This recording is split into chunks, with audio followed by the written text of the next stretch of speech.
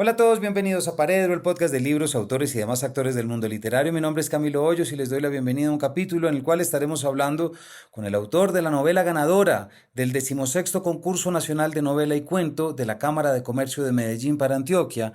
Me refiero a Luis Eduardo Hoyos, quien publicó y se ganó curso con la novela El Peor Año. Francisco Salamanca es un profesor de filosofía que vive en Frankfurt junto a su hija Alicia y su pareja Silke. En Bogotá ha quedado su hijo mayor, Pedro Juan, un joven al que le diagnostican cáncer. El padre regresa a Colombia para acompañarlo en su tratamiento y así comienza lo que será el peor año de su vida. A medida que la enfermedad avanza, Francisco intenta encontrar en la filosofía algún alivio a la pérdida del amor, a la paternidad y a la muerte. Al final, ante el dolor, solo resta seguir adelante y hallar consuelo en los momentos en los que el tiempo se detiene y es posible sentir que somos, de alguna manera, eternos. En el acta del jurado, del cual formé parte, junto con Alberto Ruiz Sánchez, Ana Roda, Mario Jursic y Patricia Trujillo, se determinó lo siguiente. Esta novela reflexiona sobre la vida y la muerte a través de la historia de un profesor de filosofía que cuenta la dolorosa experiencia de asistir a la enfermedad y muerte de su hijo de 19 años. Narrada cuando todo ha terminado, este profesor trata de restablecer los lazos sutiles que lo unen con una vida que continúa impasible, con sus pequeños gestos y rituales, sus terrores y sus alegrías efímeras. La calidad de la novela se destaca por su estructura y profundidad literarias. Los temas que más llamaron la atención del jurado incluyen una narración hiperrealista que sigue paso a paso los pensamientos y los estados de ánimo del protagonista en un virtuoso ejercicio introspectivo. Esta novela a mí me encantó, como ya queda claro en el acta, pero sobre todo por algo que aquí en Paredro no nos cansamos de repetir y que hace poco estuvimos hablando precisamente con Francisco Narbona. La filosofía sirve para vivir. Y no solamente la filosofía, el arte, también la música, la literatura, las creaciones sirven para vivir y para enfrentar lo oscuro y enfrentar lo difícil. Luis Eduardo nació en Bogotá en 1959, fue profesor del Departamento de Filosofía de la Universidad Nacional de Colombia durante más de 30 años. Es autor, entre otros, de los libros El escepticismo y la filosofía trascendental, Ensayos de filosofía práctica y de la acción, Cartas sobre el amor y la destrucción y El frasco de miel, estudios sobre Kant. Actualmente escribe, camina y cuida de un bosque. Novela muy recomendada, como ya se pueden imaginar, ganadora del premio, pero una novela que todos tienen que conocer. Sin mayores preámbulos, bienvenidos. En ficciones, sobre todo hablando, Luis Eduardo, con tu novela y contigo, por supuesto, El Peor Año, que ha sido, para quien no sabía, la obra ganadora del Concurso Nacional de Novela y Cuento de la Cámara de Comercio de Medellín, al cual se recibieron alrededor de 600 manuscritos, creo, algo así. Entonces, siendo uno de estos premios que representa claramente lo que se está escribiendo en este país, en este momento, me parece que esta novela haya ganado, no solamente porque yo estaba en el jurado, eso está en la contraportada, sino porque creo que tu novela, Luis Eduardo, habla en un lenguaje muy claro de tiempos muy oscuros. Quisiera comenzar por ahí. La novela, no quiero hablar todavía de la trama, pero es prácticamente la historia de un padre, podría decir, de Francisco Salamanca, un profesor de filosofía, que pierde a su hijo por un cáncer que se lo lleva por decisión del hijo, incluso antes de los 20 años. Y es la forma como alguien busca luz en medio de la oscuridad, me atrevo a decir eso. Pero quisiera arrancar fuera de la novela, Luis Eduardo. Esta es una novela, tú eres profesor de filosofía, pero esta es una novela que plantea algo que me parece muy interesante y hoy en día muy importante de retomar, que son los vínculos entre la filosofía y la vida. Normalmente, y si uno piensa en estos antiguos conceptos que tú sabes mucho mejor que yo, tipo eudaimonia, eudamoina, etc., siempre, digamos que en lo clásico se entendía la filosofía desde la vida para un bienestar. Quisiera preguntarte, tú como profesor de filosofía, ¿sigues con esta idea? ¿Has tenido siempre esta idea que la filosofía te ha ayudado? ¿Cómo lo entiendes tú desde ser profesor y académico? Porque si eres profesor hablas sobre esto, pero ¿cómo lo reciben los alumnos? A mí como profesor de literatura me pasaba muchas veces que los alumnos nunca leían pensando en la vida y eso me llamaba mucho la atención. ¿Tú cómo ves esto y cómo lo has vivido fuera de la novela? Porque ya llegaremos a ella. Gracias. La relación entre la filosofía y la vida, que es lo que me preguntas. Yo he sido profesor de filosofía durante mucho tiempo. De las más diversas filosofías, por así decir. Y en la Academia de Filosofía se pierde ciertamente el contacto con lo que estamos llamando o está llamando la vida. Se suele perder porque la filosofía pues, es una disciplina también con temas muy áridos, específicos. Algunas veces se justifica esa separación, muchas veces no. Yo personalmente siempre he tenido la preocupación de que la filosofía no puede perder el contacto con la vida humana, con la vida social, con la vida en general. Entonces, siempre he tenido la inquietud y sin embargo, en mi derrotero académico también pude experimentar esa desconexión. ¿Sí? Y una desconexión también muy fuerte. Me voy a meter con dos temas, seguramente lo vas a tocar con la literatura, ¿sí? De la filosofía y con la literatura. Me imagino que será otra pregunta, vamos a hablar. Y eso siempre me producía nerviosismo, inquietud, que pasara eso. Entonces, por mi cuenta trataba de recuperarlo. De hecho, la afinidad con muchos autores de la tradición filosófica que se preocupaban por eso siempre fue era una fuerza de atracción, ¿sí? Esa afinidad hacia estoicos, muchos filósofos que sí estaban considerando, para decirlo en la fórmula filosófica clásica, la filosofía no tanto como una profesión, sino como una forma de vida. Exacto. Una manera de vivir, ¿sí? Y entonces cada vez que veía que un filósofo conocido o no conocido, o importante o no importante, pero subrayaba eso, yo lo seguía un poco, dialogaba con él, ¿no? Entonces siempre tuve eso. Y ya a mi edad, pues creo que se plasmó el asunto y dije, pues ya esto pues, es parte. Lo que estaba haciendo al final, porque yo me pensioné hace un año, o sea, ya ahora soy profesor pensionado, no, jubilado, ¿no? Porque viene de júbilo. Y retirado de la universidad para dedicarme a otras cosas, entre otras a escribir, ¿no? Ya al final de mi vida académica en la universidad, yo sí ya me soltaba a dar seminarios directamente sobre esto. Por ejemplo, dicté un seminario que se llamaba Concepciones de la Felicidad, ya siguiendo esta línea. Concepciones del amor, que eso fue como un atrevimiento. Si los colegas dijeron, ¿eso qué es? Yo no. Vaya. Entonces, tómela. Y así, ¿no? Entonces, sí. ¿Y cómo te fue en los últimos años de docencia, estos últimos cursos, cuando le llevabas a los alumnos esta idea? Te lo pregunto porque yo como profesor de literatura, hubo una pregunta que empecé a hacer siempre al final de los semestres y era, ¿ustedes por qué leen? Y yo nunca había visto más caras asustadas. Nadie sabía por qué leía. Y me llamaba mucho la atención porque eran estudiantes de literatura. Sí. O sea, si los estudiantes de literatura no saben por qué leen, entonces, ¿por qué va a leer el que entra acá? ¿Por qué va a leer cualquier persona? ¿Cómo fue esa relación con los alumnos y su reacción? Pues a mí me pareció buena con estos seminarios ahora, digamos, tardíos ya, del final de mi vida académica. Sí. En donde no solamente hice eso, concepciones de felicidad, concepciones del amor. El último que hice se llamaba Filosofía y Literatura, es el único que hice sobre ese tema. ¿Sí? Y ahí lo que hicimos fue únicamente leer Los Hermanos Karamazov. ¿Sí? Okay. Hacer una lectura línea por línea durante un semestre, ¿sí? de ese libro. Entonces, esos que acabo de mencionar fueron seminarios en los que yo Bueno, voy a sumar otro. Uno que dice al final sobre escepticismo filosófico, que ahí sí como que recogí una de mis preocupaciones de toda mi vida profesional.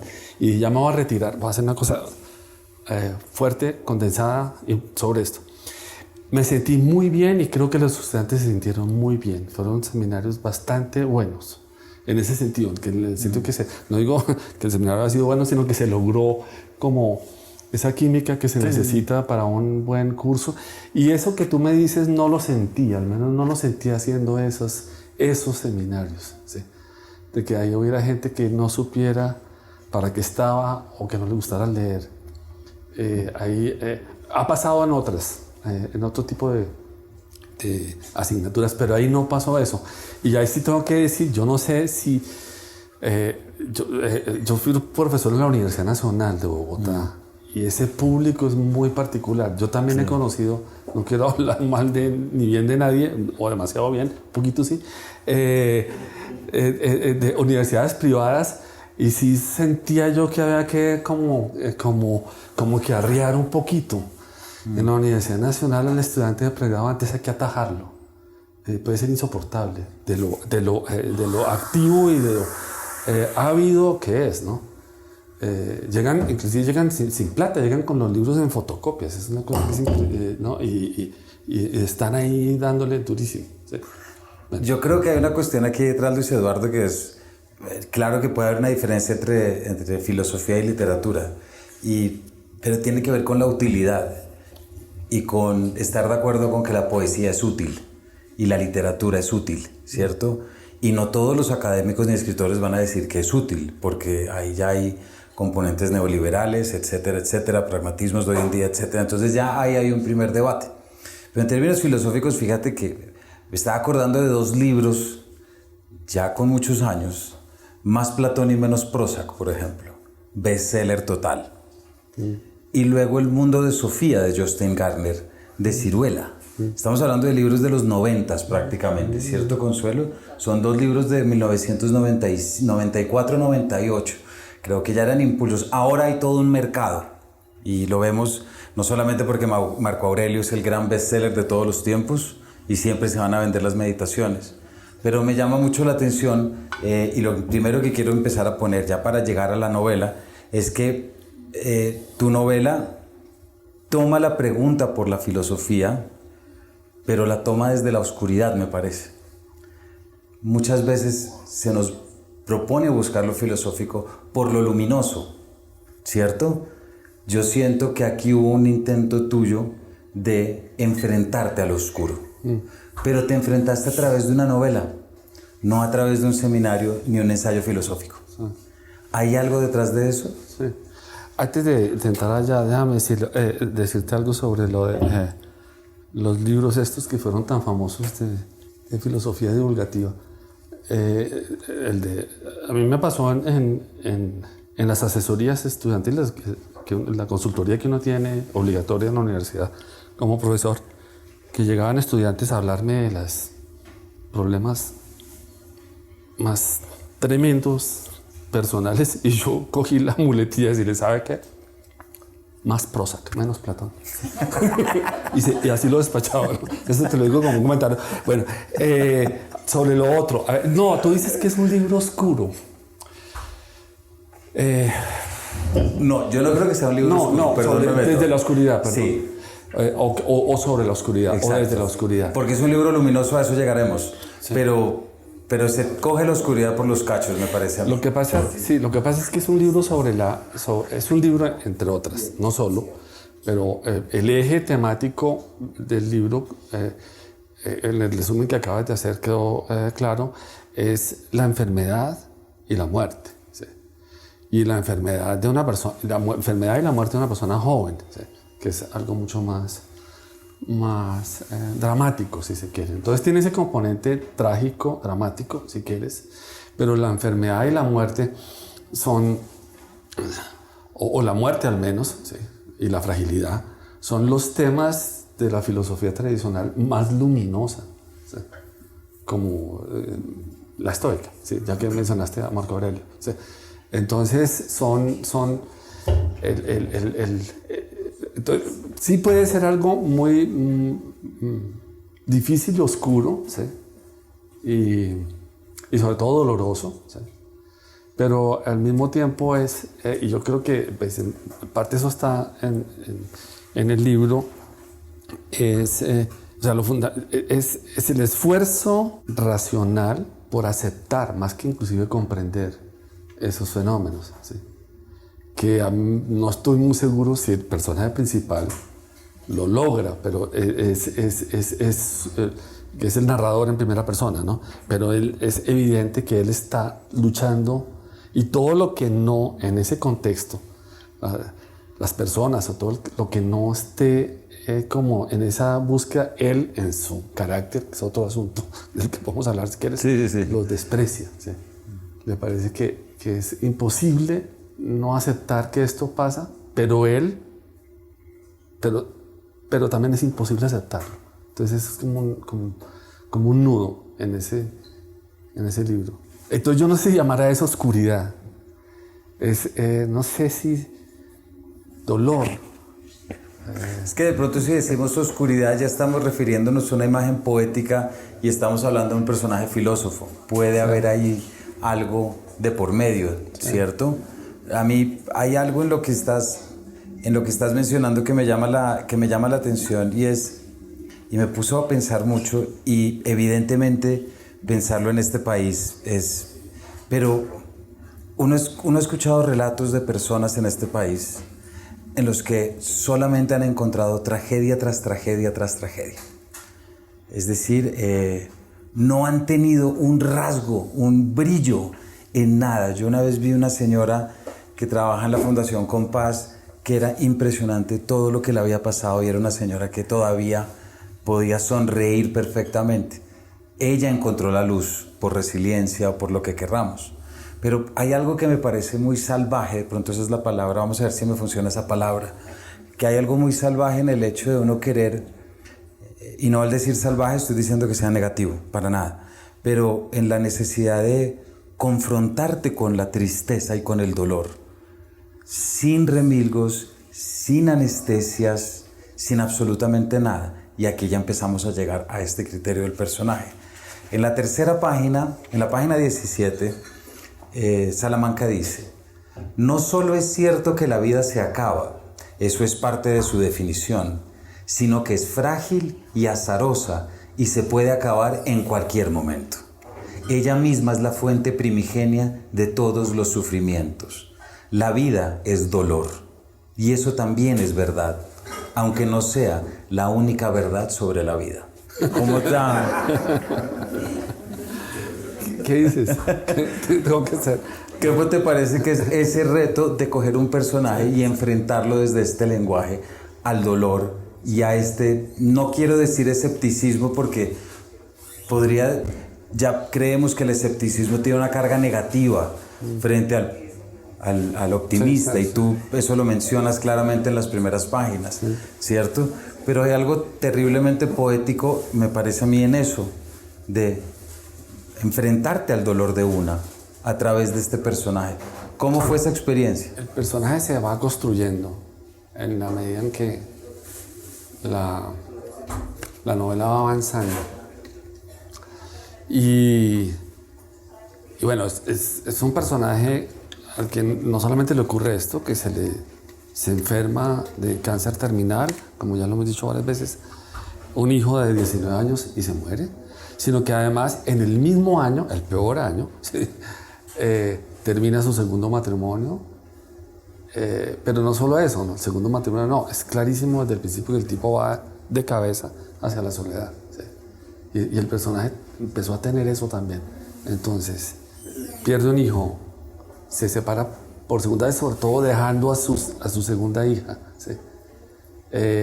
Y se va, por así decir, de cabeza hacia la soledad en esto, ¿sí? Tiene, digamos, se asume como una función que le ha sentido a su vida el acompañamiento de su hijo, que está muriendo, pero es en ese sentido un personaje al que le pasan estas cosas ¿sí?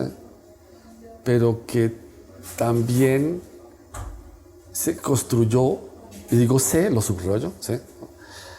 Porque eso no es del todo consciente, ¿sí? Sí. Se construyó de tal forma que él también fuera muy responsable de su desdicha, ¿sí? Como si él fuera... eso es, no sé, es que cuesta trabajo hablar de sí mismo, pero es una persona a la que no solo le pasa esto, sino que fuera de eso es incapaz de amar. ¿Sí? Entonces es algo, no sé qué adjetivo ponerle. Tú dijiste que es salvaje. Es filósofo, es escéptico, es un poco es pesimista. ¿Sí? Tiene una manera muy cruda de ver las cosas y aceptarlas, no solo en su crudeza, sino porque son crudas. ¿Sí? Entonces eso, no sé, eso fue todo. Se fue construyendo un personaje de esa manera en este contexto. Yo no sé qué tan consciente es esto. Y me lo ha hecho, lo digo así porque varios lectores me han hecho caer en cuenta del hecho, y yo cuando me lo dicen, como que lo descubro y digo, sí, tienes razón. ¿Sí? Y es que uno escribe una novela sobre un padre que pierde un hijo de cáncer, y desde la primera página, si ese es el tema, puede ganar el lector por un acto de pura conmiseración. Pues claro, inmediatamente se solidariza un lector o lectora con este padre. Entonces me pareció que eso podría, repito, esto no es consciente del todo, ¿sí? Se va haciendo claro como a posteriori, que eso era fácil, que eso era un recurso, que eso no era interesante. Yeah. El personaje tenía que ser al mismo tiempo una especie como de, no sé cómo llamarlo, hay palabras porque son muy soeces las que se me ocurren, pero una especie de cabroncito, ¿sí? Tenía que ser un cabroncito, tipo. Gracias, porque te iba a preguntar si te había caído bien tu personaje. Sí, pues al final yo terminé, pues... Uno puede querer gente que le cae mal. Sí, claro, yo terminé defendiéndolo, sí, sí. Pero le puedo decir que si mi esposa me dice, mire, si usted fuera como ese tipo, yo ya me hubiera separado desde hace rato. ¿Sí? Y pues sí. Es que ahí hay algo que me cae bien y cae mal, pero no, hay cosas que sí me caen muy bien, tengo que decirlo. Porque hay algo del personaje que es muy interesante, y es como tú lo sitúas en este lugar. Tú lo pones en el contexto. Uno empieza a conocer a Salamanca, pero Salamanca tiene algo, no sé si esta es la palabra y estoy metiendo algo muy literario, pero tiene algo de antihéroe. A pesar de todas sus dolencias y todas sus circunstancias. Su trato con sus ex-esposas no es del mejor. El humor que él juega tampoco es es decir, es alguien a quien uno sigue con ganas, pero eso que tú acabas de decir, a veces se le sale y dice, este es mucho cabrón. ¿No? Por eso tú pensaste en esta categoría, no en la categoría de antihéroe, evidentemente, pero cuando tú empezaste a construirlo, pensaste que a través de este enfoque filosófico podrías empezar a trabajar algo que le picara al lector o que le fuera disruptivo para contrariarle todavía más ese enfrentamiento. No, eso no es muy consciente, él se va dando, ¿sí? Así como también se va dando otra cosa, el personaje es contradictorio. Se va dando, las que lo han leído, me imagino que habrán notado, en algún momento él se empieza es también muy sensiblero, ¿sí? Y se pega unas fuertes, ya cuando todo esto está pasando tan terrible, se ablanda, por así decir, ¿no? Se ablanda y empieza a reconocer, inclusive se abre a un aprendizaje muy especial que le llega de su hijo, ¿sí? Y a su vez eso le llegó a su hijo de él. Entonces ahí se logra como establecer una relación. Y este personaje se alimenta al final de eso, hasta la escena pues definitiva de la muerte del muchacho, donde es claro que él quedó como muy impresionado, ¿sí? Inclusive por la decisión tan rotunda que tomó el muchacho. Y que él aprobó, se ofreció a acompañarlo, a hacer todo lo posible para que eso fuera lo mejor, ¿sí? Bueno, sí, no es solo una cosa, claro. Salamanca. Tiene eso, ¿sí? Es casi como que no se da cuenta que la reacción de su hijo bien podría ser su propia reacción, sí, de su propia naturaleza, sí, ¿verdad? Sí. Hay un momento en el que la novela arranca, a mí el comienzo me parece brutal, y quien no la haya leído ya lo verá. Es un comienzo brutal por el diálogo y por todo, pero también porque creo que se genera un paralelismo, y no sé si fue consciente o no, y no importa, está ahí. Es el paralelismo entre el filósofo y el médico, que me parece que es un paralelismo muy interesante. No quiero ponerlo tan categórico como el cuidador del cuerpo y el cuidador del mundo interior o algo así, pero sí es evidente que hay un contraste entre estas dos formas de bienestar, si se quiere, aunque el bienestar devenga de pesimismo y de todo lo que quieras. Ahí yo creo que puede haber una búsqueda de bienestar en medio de la tristeza, fíjate, por muy raro que suene, y eso es. Pero se me queda mucho como esta idea de, creo que es de Hipócrates quien lo dice, que sobre todo no hagas daño, que es el filósofo de los médicos, ¿cierto? Y que Henry Marsh tiene un libro muy bonito, neurocirujano, que toma precisamente eso. ¿Tú sientes que la filosofía te habló de otra forma cuando la pusiste en contraste con una verdad científica, médica, y es que esa bolita de grasa puede ser un cáncer? ¿Te habló de distintas formas la filosofía cuando la pusiste ahí?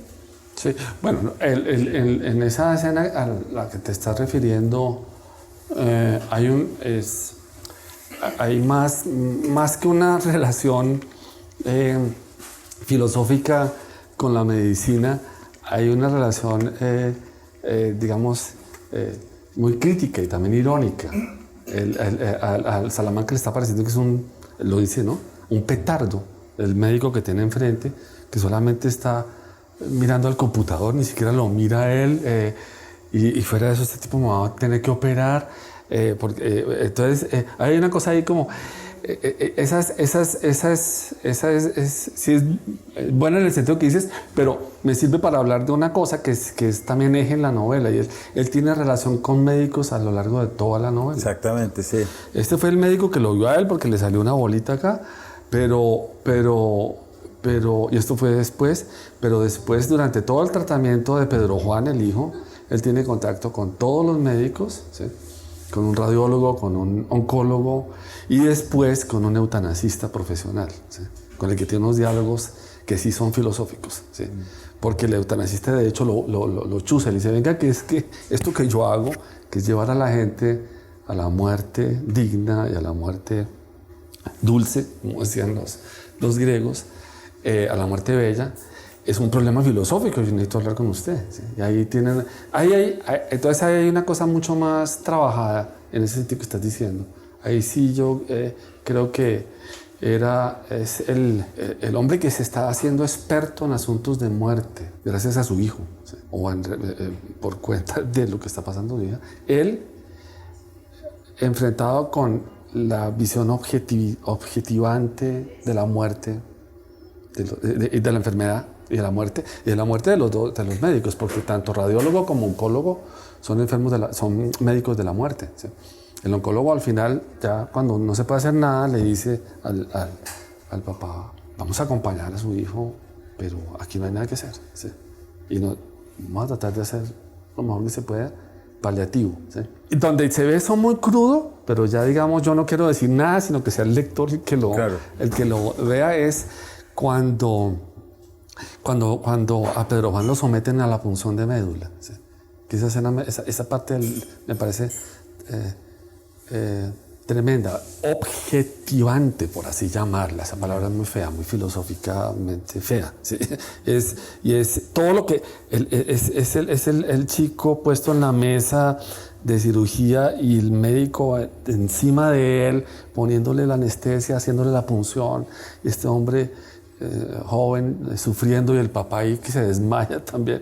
Eso era ese contraste. Ahí sí pasa mucho lo que estás diciendo, es decir, estoy yo tratando desde mi visión, viendo la perspectiva objetiva, pero no quiero decir qué hice, ¿sí? Quiero que el lector se enfrente a la escena, ¿sí?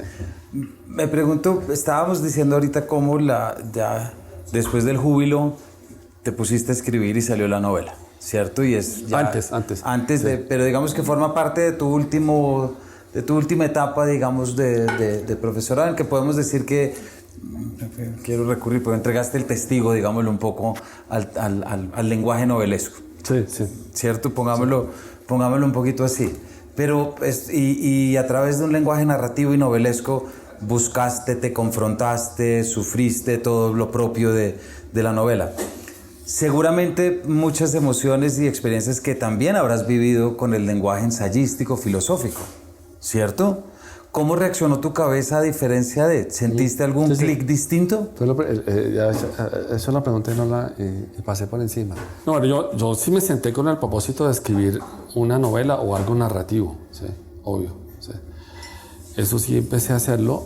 Ya había hecho eso antes, yo había escrito ya una novela, ¿sí? Excesivamente filosófica para mi gusto. Okay. ¿Sí? Y creo que para el gusto del lector también. Porque me lo han dicho. Pero bueno, era como ya una búsqueda que se estaba haciendo. Ya, esa fue muy experimental en ese sentido, ¿sí? Esta ya fue más... Y simple y llanamente, primero sentí que lo podía hacer, ¿sí? Y segundo, sentí que lo tenía que hacer buscando lo que yo llamo libertad expresiva, que en el medio académico filosófico no es lo que más se ve, ¿sí? El lenguaje filosófico académico, ¿sí? el de las universidades, el de los puntajes en los sistemas de calificación en las universidades, es muy constreñido, ¿sí? Está en continuo, es todo uno preocupándose todo el tiempo. ¿Quién dijo que? A ver si de pronto no es que no lo cité o no estoy la expresión más usual y ya a mí me parece, a mí personalmente muy fastidiosa, es hay que dar cuenta del estado del arte antes de poder decir alguna cosa, ¿sí? Entonces eso fuera, y me siento acá, prendo un computador, me rodeo pues de los libros que uno necesita, que básicamente son magníficos diccionarios y no más, ¿sí? Y hágale, ¿sí? Hay obviamente una biblioteca de apuntes, ¿sí? Y hágale, ¿sí? Sí, y eso era buscando eso que te digo, libertad expresiva, y salió esto. Pero salió esto porque obviamente son cosas que están muy arraigadas a experiencias. Es una segunda experiencia escribiendo, ¿sí? Relacionada, conectada con una primera experiencia, que es cosas de la experiencia, ¿sí? A mí me cuesta mucho trabajo escribir si no tengo una literatura narrativa, si no tengo una base emocional. Entonces busco tener la base emocional para que salte lo que sea, ¿sí? Claro. ¿Y se experimenta distinta esa base emocional desde lo filosófico que desde lo literario? Sí, claro. ¿Alguna diferencia que nos puedas contar? Es libre, esta es más libre, esta tú la dejas fluir. De hecho, la dejas fluir a veces mucho, depende cómo estés, ¿no? Y la dejas fluir. Después viene la tijera, ¿sí? Sí, claro. Y va uno cortando, puliendo, botando, y lo que sea. Pero al principio en la escritura filosófica no hay eso. Está uno demasiado controlado. Y constreñido. Y constreñido. ¿Cierto? En las dos, por supuesto, hay control. Porque sí. Uno puede ir escribiendo lo que va saliendo así. Sino que uno va también muy... Pero la otra se siente como constreñimiento. ¿Sí? Sí, porque una cosa es controlar la imaginación, la otra es la referencia y la nota a pie de página. Y ahí hay diferencias fundamentales, ¿no? Hay un filósofo, la idea es que hablemos 10 minutos más y lo abramos a diálogo, ¿listo? Claro. Pero hay un filósofo que es recurrente, que es Spinoza, Baruch Spinoza, ¿cierto? Que es el salvavidas, no quiero decir salvavidas, pero... por lo menos sí es el referente que Salamanca va a estar buscando. ¿Por qué no nos cuentas un poquito por qué fue Spinoza y por qué te decidiste por Spinoza? Bueno, no, para las asistentes, Salamanca es un profesor de filosofía que hizo un doctorado en Alemania sobre Dios y la libertad en Spinoza, algo así, ¿no? Sí. Creo que se llama. En todo caso, él es un experto en racionalismo y en Spinoza, pero obviamente lee muchas otras cosas y habla de muchas otras cosas. Spinoza es importante porque, a ver, lo digo brevemente, Spinoza, quizás la frase que más justifica que haya sido el autor del que se agarra este personaje, es esa idea famosa de Spinoza según la cual el hombre libre en nada piensa más que en la vida y no en la muerte. Su sabiduría es una sabiduría de la vida y no de la muerte. En términos de su metafísica, eso es, uno solo puede pensar sobre el ser. Y lo que no es, no puede nutrir el pensamiento. Entonces, eso es una cosa que a Salamanca lo mantiene, ¿sí? Como una lucecita. Hasta que, no sé, pues un detalle, no sé si lo van a... Los filósofos que lean la novela se van a dar cuenta, hasta que su hija Alicia, de 10 años, lo refuta. Sin saber nada, le enuncia una frase, hablando de un perrito que se muere, que le dice, papi, yo no sabía que la muerte existía. Y el tipo se queda, esa frase, la muerte no existe. Está diciendo Alicia. Pero él le da vueltas porque es un neurótico, reflexivo, que tiene que pensarlo todo. Obviamente no le dice nada a la niña. Y al final, cuando termina, dice, pues si lo vamos bien, ella está refutando a Spinoza. Obvio, se la pilló. Lo más interesante en la vida, ¿sí? Lo que más produce asombro es la muerte, ¿sí? Entonces ahí se equivocó Spinoza, ¿sí? La reflexión filosófica debe ser sobre la muerte. Bueno, pero eso son cosas del libro. Pero él sí vive muy... Spinoza es como el emblema del gran racionalista que quiere dar cuenta de algo tan impresionante y difícil de entender, digamos, para la mente imaginativa y para cualquier mente, como la muerte, ¿sí? Entonces él está muy tranquilo con eso, Spinoza, ¿sí? Y Salamanca dice, pues yo estoy ahí, ¿sí? Este tren me ayuda, ¿sí? Pero lo logra y no lo logra, ¿sí? Ya. Y si Spinoza es, digamos, como ese bagaje filosófico, entre otros, seguramente, que utilizas para construir, me llama la atención, Luis Eduardo, ¿hubo alguna novela, algún escritor ya del terreno literario, poético, propiamente dicho, que te haya guiado a ti o que te haya ayudado a construir o digamos, hacer este trasvase entre lo filosófico a lo novelístico, aunque ya tuvieras una novela? Muchos, o sea, yo... Pero por ejemplo, esto que acabas de decir, tú escribes un narrador que es neurótico, hiperracional y todo, eso es un reto narrativo, sí. Eso es un reto narratológico, eso no es solamente una decisión, ¿cierto? Sí. Hay, por ejemplo, en ese caso, ¿hay algún narrador que tengas como que hayas leído o cosas así que nos quieras dejar un par por lo menos? Pues ya dije, a mí siempre me impresionaba mucho Dostoyevsky, ¿sí? Y entonces hay personajes, pero eso es de toda la vida, ¿sí?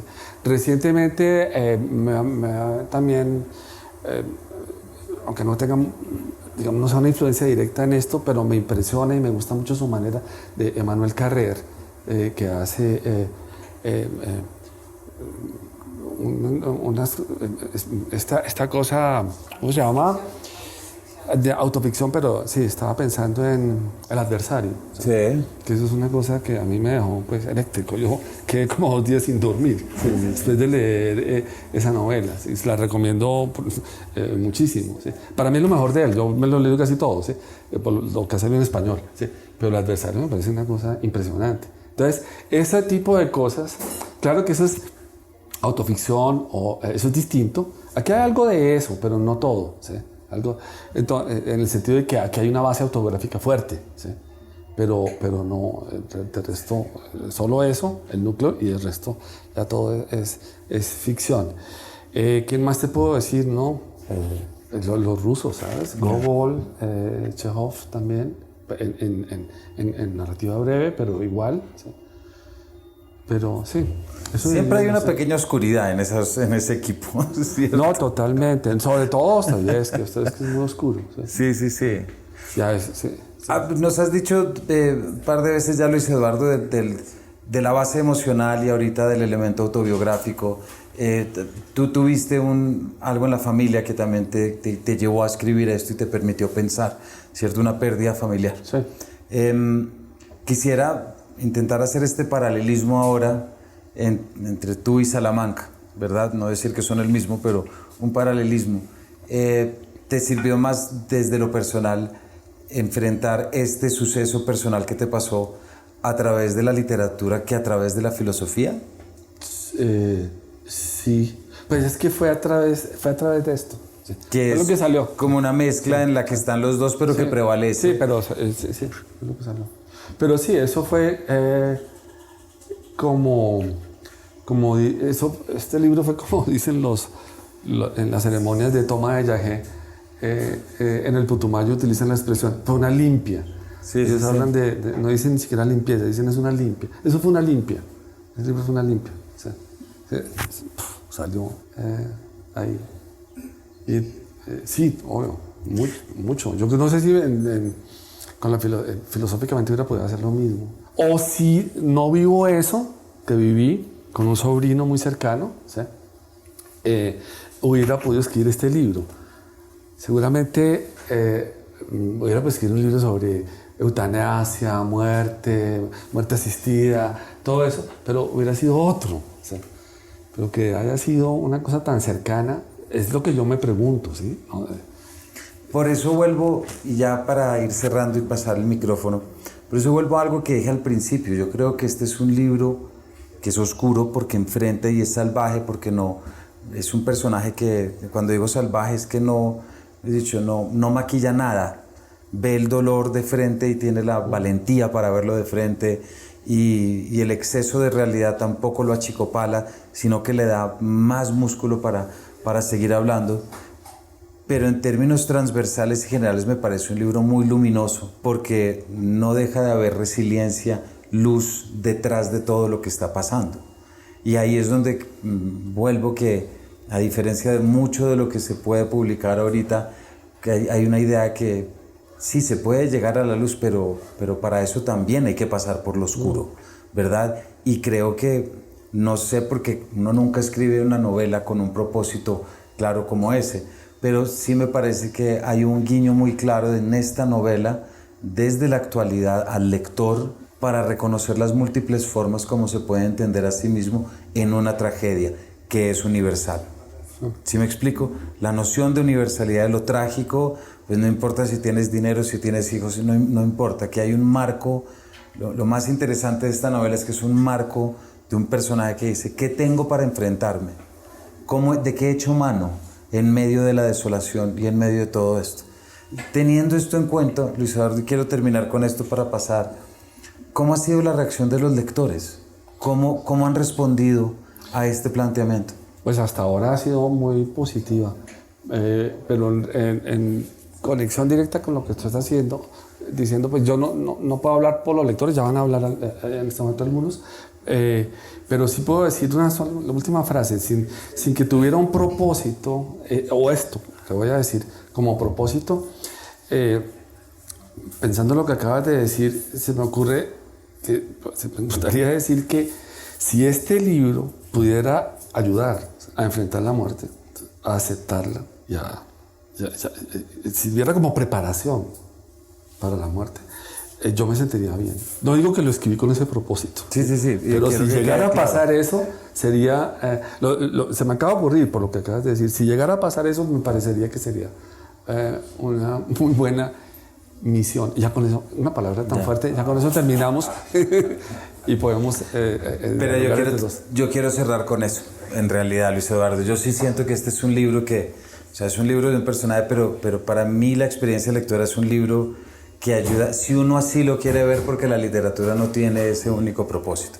Y no quiero decir que sea así, pero si uno quiere y está dispuesto, sí es un libro que le ayuda a uno a entender el dolor del lado de acá, bajo esta metáfora del dolor absoluto, que es esto contra natura, de enterrar un hijo y de aprender a enfrentar la muerte por las experiencias del hijo. Y es que ahí se descolocan las categorías. El padre deja de ser padre. Sí me explico en esto tan potente, y creo que ese es de los grandes elementos y que a mí más me gustó.